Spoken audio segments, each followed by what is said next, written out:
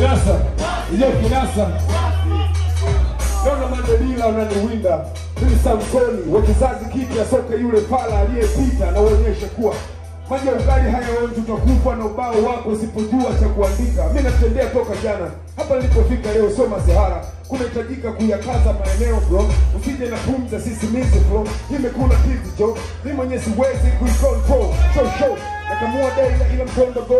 Na nimaindi sana ikiwa sasa utaniona bisho. Komandoni sepigana vita na mashow. Sina jina ila na show love na kila hardcore. Nafahamika kama muuza majeneza, haraka sina, najua rapa wako wakifo utajileta. Na wasoma tu madogo mnavyobebwa, na wenyewe unakuwa mbebeki. Ama ndo msharibikiwa kwa kudeka.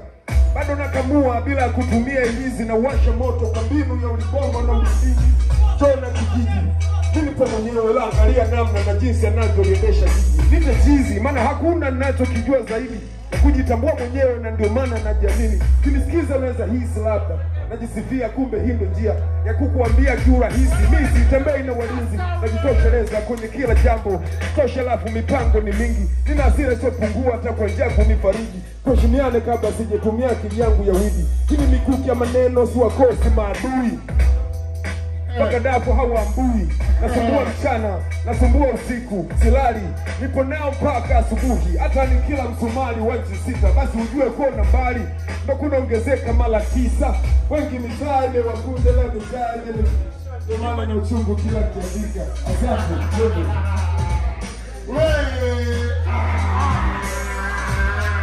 Wanasema hauna akili, ina maana una hoja uwezi kujadili. Yani una ubongo wa mara mbili. Hivyo tumesoma sekondari skuli.